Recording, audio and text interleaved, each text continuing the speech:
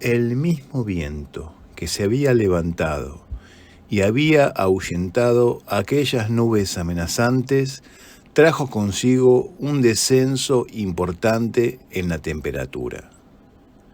Después de todo, el amanecer estaba próximo. Rondaba en el ambiente un aire saturado de olores diversos. El viento arremolinaba aquellos aromas con la basura y los hacía danzar en medio de la 9 de julio. Pero también danzaban los sonidos entremezclados, los motores acelerando en medio de la avenida, los frenos de los colectivos, casi respiraciones jadeantes de paquidermos, las voces de la gente y el crujir de algunas persianas que se abrían para comenzar su jornada, o de las que se cerraban para concluirla. Se oía el zumbido de máquinas ocultas que se encendían o se apagaban en negocios o edificios. El rechinar de infinitos mecanismos que se ponían en marcha o, en su defecto, cesaban luego de incontables horas de trabajo. A lo lejos, la bocina de una ambulancia cambiaba de tono como una nota apagándose desde un saxo tenor. Algunos seres solitarios o en grupos apretaban el paso con las manos en los bolsillos o arqueando los hombros para sopesar el frío. Unos indigentes cambiaban de posición en su lecho de cartón y papel como lo haría quien se da vuelta en el colchón de su cuarto. Al ponerse el semáforo en verde, J atravesó la ancha avenida y fue a sentarse en uno de los bancos de la Plaza de la República. Se frotaba con energía las rodillas con las manos. Apretaba los dientes entre sí para que se quedaran quietos. Tenía frío, pero aún así no pudo apartar sus ojos cansados del monumento. Con cada parpadeo, los ojos amenazaban con no volver a abrirse. Pero al llegar a este punto, sacudía la cabeza para arrancarse el sueño. Y en este estado permaneció una gran cantidad de tiempo, viendo cómo la luz del nuevo día iluminaba el cielo que formaba un telón de fondo salpicado de nubes contra el obelisco. Sus pensamientos oscilaban entre el frustrado encuentro con su exnovia y en el misterioso mensaje que habitaba en aquel monumento emblemático de la ciudad. Y también en las razones que había tenido el constructor para dejar allí tan importante legado. Los parpadeos fueron cada vez más prolongados, y J observaba sin sorprenderse cómo, con cada vez que sus ojos se abrían, la luz en las cosas era siempre más intensa. Era mayor también el bullicio. La ciudad había terminado de desperezarse. Los autos circulaban a mayor velocidad y su caudal se había engrosado. Había bocinazos, insultos, motos acelerando, frenazos. Una marea de gente atravesaba la gran avenida en una y otra dirección, cruzándose y esquivándose entre sí. Al quedarse finalmente dormido, J estuvo a punto de golpear la cabeza con el propio banco donde se hallaba sentado. Había repostado su frente contra las dos manos a fin de sostener la cabeza y tenía los brazos apoyados contra el cemento del banco. Casi inconsciente y, por el propio peso de la cabeza, la frente se abrió paso entre las manos y fue a caer directo sobre el banco. Pero se despertó antes de llegar a golpearse y se puso en pie asustado. Se limpió el hilo de baba que le colgaba de la boca y comenzó a caminar circularmente a fin de aliviar las extremidades que sentía ahora entumecidas. Una pierna le hormigueaba y le hacía cojear, generándole en el rostro muecas de dolor y malestar.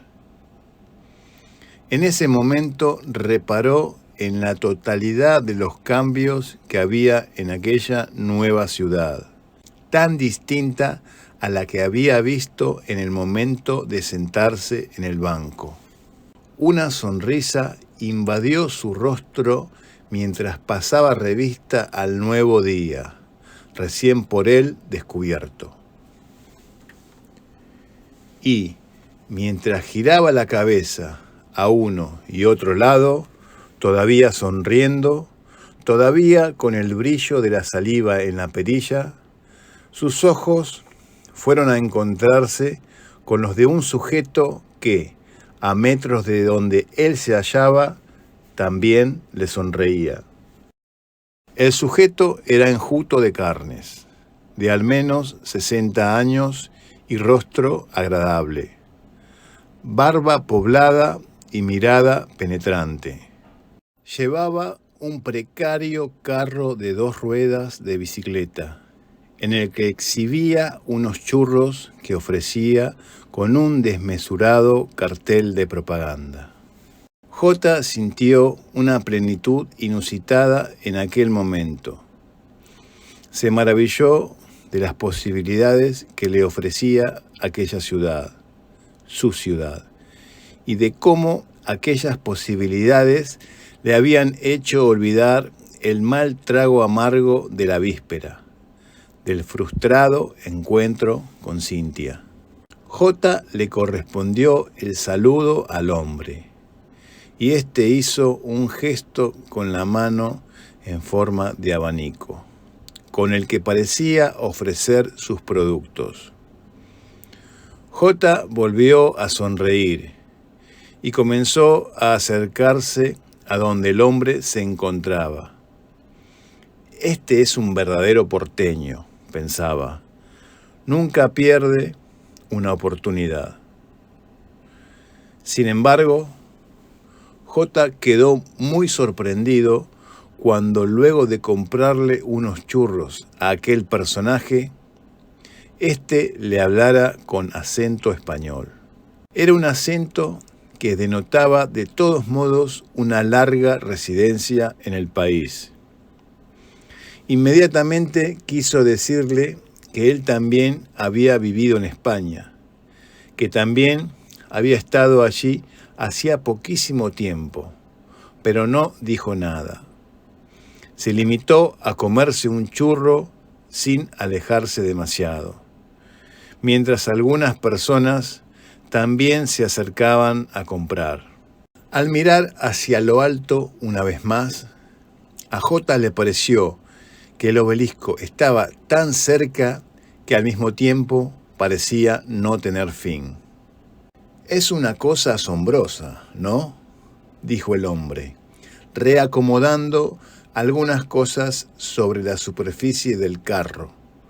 Una vez quedaron de vuelta solos y, viendo que aquel muchacho estaba muy interesado en el monumento, y pensar que cuando recién lo habían hecho, mucha gente lo miraba con recelo, agregó, y hasta sugirieron que lo mejor sería demolerlo. Luego de la polémica vino el amor y la adoración, como con el tango. J. abrió bien grandes los ojos y observó con atención al hombre. Lo miraba él también, con su mirada penetrante, con cierto orgullo, altanería, como si supiera que había acertado al decir aquellas palabras. Ha escuchado el rumor de que el constructor dejó alojada en su punta una carta dirigida a quien se le encargara de molerlo, preguntó J, dejando ver su boca llena de comida. El hombre asintió con la cabeza mientras le daba un nuevo churro a J. Luego dijo: y dicen además que esa carta está en un cofre con unas fotos de su familia y algunos de los obreros que trabajaron en la construcción, empotrada entre el cemento. ¿Y qué piensa al respecto?, preguntó J, mientras le alcanzaba al hombre un billete de 100 pesos. ¿Qué sé yo? Estaría loco o algo así. Joder, eran otros tiempos. Usted es español, ¿no es cierto? ¿De qué lugar? Soy de un lugar del norte, cuyo nombre prefiero no recordar. El hombre se sonrió, pero J, que no había entendido la broma, tornó a mirar a lo alto.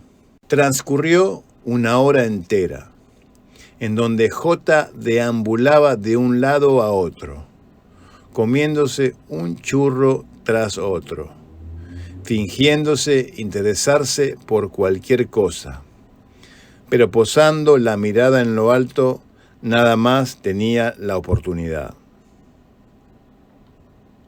El hombre, que era un fino observador, no podía evitar sentirse muy intrigado por aquel muchacho, y poco a poco fue naciendo en su interior un vivo deseo por conocer más de aquel curioso y la razón de su interés en el obelisco.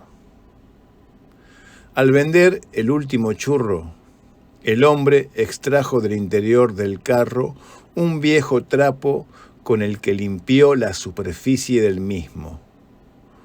Como justo al alzar la mirada, reparó en que J lo miraba atentamente, dijo: creo que tengo algunos recortes de diarios viejos en donde hay fotos de la inauguración.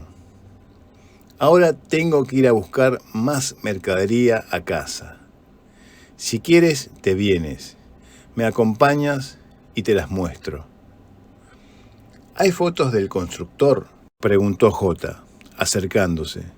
El hombre sonrió por toda respuesta y señaló en dirección de la avenida Corrientes. Ambos se pusieron en movimiento de común acuerdo, como si supieran cada uno por separado que un destino común los aguardaba.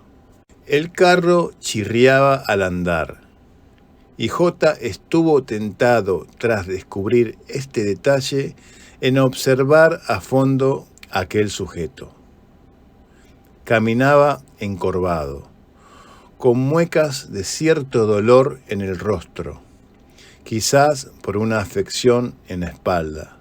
Sus brazos empujaban al carro con cierta dificultad, y J no pudo evitar en su mente la comparación de lo que veía con algunas imágenes de Cristo arrastrando la cruz. También visitó su mente el viejo y fuerte rechazo que tenía a la idea de la vejez. Era una de las cosas que más le espantaba. De cuando en cuando el viejo giraba la cabeza y le dedicaba una sonrisa. Sonrisa que denotaba cierta plenitud. Aquel hombre fue alguien que siempre hizo lo que quiso en su vida, pensó J. Caminaron algunas cuadras por Corrientes y luego doblaron en una calle que cortaba la famosa avenida. Pero J no pudo distinguir cuál calle era, ya que no la reconoció por su geografía y tampoco pudo leer el nombre en el cartel, ya que estaba borroneado. Y mientras miraba a uno y otro lado, tratando de encontrar algún detalle que le revelara dónde estaban, escuchó que el carro dejaba de chirriar. Giró la cabeza y vio al hombre que se detenía frente a una puerta antigua de doble hoja. «Aquí es», dijo, empujando en el segundo siguiente la puerta con una gran mano llena de arrugas y canas. Luego de que el hombre desapareciera por el pasillo tras aquella puerta, J lo imitó y se internó en el lugar. Lo primero que le sorprendió fue cómo podía desaparecer toda la claridad del día recién comenzado. Y lo segundo, el olor a una humedad dulce y penetrante. Tan largo y oscuro era el pasillo que conducía al interior de la vivienda que tenía que caminar estirando las manos, aunque no llegaba aún a tocar nada de nada. Mientras todo esto ocurría, no se había dejado de escuchar el chirrido del carro mientras el viejo avanzaba en aquella noche diurna, con un sonido quejumbroso de sus ruedas que parecían siempre a punto de desplomarse. Entonces escuchó un clic y una luz se encendió y pudo ver finalmente el largo pasillo. Al final de ese pasillo descubrió al viejo que, mirándolo desde la puerta, le hacía una seña con la mano. «Por aquí», dijo, con su voz ronca. Cuando finalmente J cruzó el umbral de aquella puerta que daba acceso a la vivienda, la frase «síndrome de Diógenes» le inundó el pensamiento como un disparo. Es que a pesar de la tenue y lánguida luz amarillenta que había, podían verse sin problemas una gran acumulación de objetos desparramados por el suelo y, también, sobre una cama que descansaba contra una ventana de cortinas marrones, una cama antigua de barras de hierro. El viejo, al entrar, había hecho a un lado el carro de una patada, y ahora, junto a la cama, revolvía sobre una inmensa pila de diarios que estaba sobre la mesita de luz, buscando algo. «Joder, estaban por acá, estoy seguro». Los diarios se le caían por delante y por detrás de la mesita. Finalmente extrajo unos lentes de su bolsillo, los cuales desenroscó de una larga piola que tenían alrededor. Luego le tiró aliento y los restregó con un extremo de su camiseta. «No, estos son todos de la guerra», dijo, sosteniendo en la mano un recorte apergaminado. «¿Qué guerra?», preguntó J, acercándose. El viejo irguió la cabeza del trozo de papel y miró a J detenidamente, como si recién lo descubriera allí.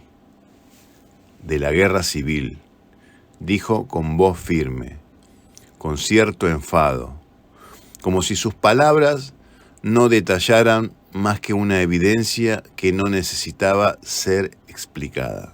Se formó un silencio en donde podía oírse el bullicio de la ciudad como en una lejanía tras la puerta de entrada, como el ruido que produce un televisor en medio de la planta alta de una casa vacía.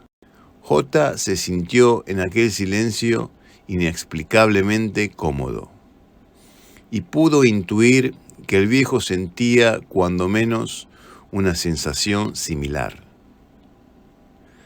Se acercó y lo ayudó al verlo atareado en levantar los diarios del suelo.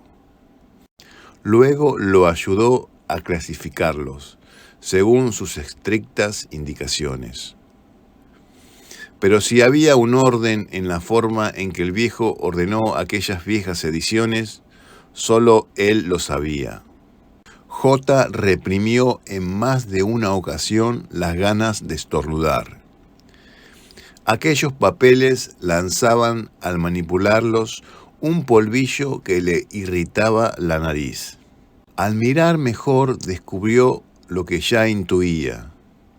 Esos diarios eran españoles, de al menos unos cuantos años atrás. Pero también descubrió ediciones locales, no tan antiguas. A pedido del viejo pasaron a una habitación contigua con la intención de buscar una caja con recortes. El viejo se quejaba al andar. Al parecer, quedarse largo rato inmóvil para luego moverse le hacía sentir el peso de sus articulaciones desvencijadas. Al encender la luz del otro cuarto, J vio un lugar cargado de herramientas de toda índole. La pared, sobre todo, estaba revestida de picos, palas, máquinas de cortar el pasto y de podar árboles. Había también sobre una mesa de trabajo una morsa y algunas herramientas de carpintería. En el extremo opuesto de la habitación había una inestable biblioteca cargada a más no poder de volúmenes de todos los colores. El viejo, al advertir la sorpresa en la cara de J, dijo: «Aquí en Buenos Aires uno tiene que hacer de todo para poder sobrevivir. Un solo trabajo nunca alcanza. En España era diferente». «¿Y qué ha pasado ahora en España?», preguntó J, sintiendo gran curiosidad en cómo había el viejo subrayado era. «Bueno, han pasado muchas cosas, pero lo principal es que hemos demostrado ser unos verdaderos ineptos. 1 millón de muertos no nos han enseñado gran cosa. Volvemos a darnos con la misma piedra. Lo que pude ver aquel último día en que estuve allí no pudo por menos repugnarme. Pero he jurado que ese último día lo será hasta el final. Ya no voy a volver». Tras decir esto, el viejo avanzó hasta la mesa y se agachó para sacar una caja que estaba en la estantería inferior. Al ver y revolver en su interior, se escuchó el tintineo de algunos objetos de vidrio, como lámparas o frascos. Lanzó un suspiro mezclado entre el fastidio y la desilusión de no encontrar lo que buscaba. Luego dijo: «Juraría que los tenía aquí». Al dejar esa caja en su sitio, tomó otra que estaba al lado, luego otra. Luego se incorporó del todo, tomándose la espalda con una mano, haciendo muecas de dolor con la cara. «¿Tomamos unos mates?», dijo. «Tengo que pensar un rato. Tienen que estar por acá». «¿Usted toma mate?». «Chaval, llevo en Argentina seguramente más años de los que tú en este mundo. En ese sentido, puedes considerarme como a un igual». «¿Y su familia de allá? ¿Perdió todo contacto?». El rostro del viejo se ensombreció. Posó la mirada en el suelo y se acarició las mejillas. Luego pareció sonreír o intentar sonreír. Pero era una sonrisa amarga, cargada tal vez de recuerdos lejanos e indeseados. Luego agregó: «Todo lo que me queda de España son un puñado de recuerdos que atesoro en lo profundo de mí. Tengo también muchos y abundantes recuerdos de todo lo demás, pero esos los guardo para recordar día a día el por qué me fui y el por qué no volveré jamás. A veces me angustia la posibilidad de que una vez muerto me repatrien y entierren en un cementerio español. Nada lamentaría más que mi cuerpo termine fertilizando aquellas tierras malditas. J entendió que no debía de momento escarbar más en ese sentido. Era evidente que había tocado un tema con el que el viejo tenía cuentas pendientes. No podía, sin embargo, reprimir el cada vez mayor interés que le suscitaba aquel individuo. Minuto a minuto sentía un vivo deseo de conocerlo y conocer su pasado, y sobre todo, las circunstancias que lo habían traído a un lugar tan lejos de su patria. Una vez en la cocina, y mientras el viejo calentaba agua en una vieja olla en la hornalla, J no hizo más que repensar el asunto, llegando a la conclusión de que su interés en el viejo no era más que la comparación que le generaba el asunto en relación a su propia historia. En el sentido inverso, él había atravesado el mismo océano en busca de respuestas, pero había terminado por volverse. ¿Había obtenido respuestas a sus preguntas? Ahora se cuestionaba que no lo sabía. Volvió el cuestionamiento que se había hecho miles de veces. Si no estaban claros los motivos que lo habían incitado a viajar a España, menos estaban aún los que lo habían hecho volver. Pero encontraba en el viejo un enigma que se relacionaba con las preguntas que en vano siempre se había hecho. De todas formas, él sí que no deseaba volver de ningún modo a su lugar de origen. No deseaba incluso que lo llevaran después de muerto. Tal era el odio que sentía y las reservas de que su cuerpo encuentre final reposo en las tierras de la península ibérica. Al tomar el primer mate, J se sorprendió de lo bien que sabía. Esto es verdaderamente un mate, pensó. No se pudo reprimir y aunque enseguida se arrepentiría, le hizo un comentario acerca de qué bien que cebaba mate por ser español. El viejo sonrió por primera vez con una luz de sinceridad en el rostro. Luego dijo: «Conozco más de vosotros de lo que te imaginás, por la sencilla razón que los veo de afuera». Luego agregó: «Schopenhauer decía que el ojo puede verlo todo menos a él mismo».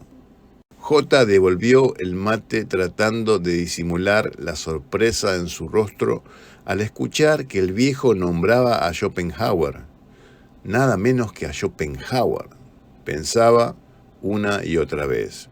Mientras el viejo cambiaba la yerba, J se entregó a una nueva observación de aquel personaje y su atuendo. Quedaba por fin explicada la existencia de aquella biblioteca de la habitación contigua. El viejo era un intelectual, no cabían dudas. Pero, ¿qué le había pasado en España? ¿Y qué había pasado también con su familia? No había forma de evitar el que estas preguntas siguieran creciendo en su interior y amenazaran con devorarlo al punto de obligarlo a abandonar su discreción. Una vez terminaron los mates, el viejo dijo que tenía que volver al trabajo, por lo que después de tomar la mercadería necesaria de la heladera, salieron a la calle. Una vez más, por estar sumido en sus pensamientos, J no pudo ver cuál era la calle en donde quedaba la casa de la que habían salido. Hubiera querido incluso darse un momento la vuelta e ir a ver, pero el viejo avanzaba bastante rápido con su carro chirriante y temía perderlo. Enseguida se encontraban avanzando por Corrientes en dirección del Obelisco. La vereda se había espesado considerablemente debido a la hora, y el torrente humano circulaba a uno y otro lado ciego, veloz, con las miradas dirigidas al frente, frías, indiferentes. Por ejemplo, esto, dijo de pronto el viejo, deteniendo su marcha y arrancando a J de su introspección. Señalaba al interior de un kiosco, donde algunas personas compraban y otras esperaban ser atendidas. Te decía, continuó el viejo, este es un buen ejemplo que define al porteño. Un kiosco. ¿Cómo es posible la existencia de un establecimiento así? Solo en Buenos Aires los hay, al menos con estas características. Prueba irrefutable de que no somos dueños de nuestros deseos. Si alguien tiene sed, lo único que desea es agua para calmarla. Pero esta verdad no alcanza para un espíritu porteño. Al entrar aquí, sus deseos de calmar la sed oscilan entre una de las incontables gaseosas que hay en la heladera. Por ejemplo, esa. El viejo señaló con dedo acusatorio a la heladera que estaba en el interior del kiosco. ¿Quién puede entender que alguien sediento pague por un líquido de color negro para sosegar su deseo? Pero también tiene agua, y agua de color amarillo, con sabor a esto y lo otro, agua con gas. Es absurdo. Si tiene hambre o quiere algo dulce o algo salado, no tiene más que mirar sobre esas anchas góndolas todas las porquerías imaginables. ¿Cómo puede desear todas aquellas aberraciones que de seguro no conocía un mes atrás? Chocolate, chocolate con maní, agridulce, salado, caramelos de esto y lo otro, cigarrillos de diferentes tamaños y sabores. Antiguamente, las mujeres que lavaban ropa a orillas del río durante horas enteras, arrodilladas sobre las duras piedras, soñaban con cualquier cosa menos que con un lavarropas. ¿Cómo hemos llegado a esto? El empleado del kiosco y algunas de las personas que se hallaban en el interior del local empezaron a reparar en el viejo y en lo que decía, ya que éste no pudo evitar encolerizarse y elevar la voz mientras hablaba. Finalmente, el empleado cruzó una puerta lateral y salió al exterior con claras intenciones de ir hasta donde estaban J y el viejo. Pero el viejo se puso en movimiento arrastrando tras de sí a J, y el empleado, al ver a aquellos que lo molestaban perdiéndose entre el gentío, y al escuchar las voces de los clientes que reclamaban su presencia, se vio precisado en volver a su lugar de trabajo. Ese también es un rasgo típico, agregó el viejo unos metros más adelante, sonriendo con un aire triunfal, mientras se le sonrojaban sus flácidas mejillas.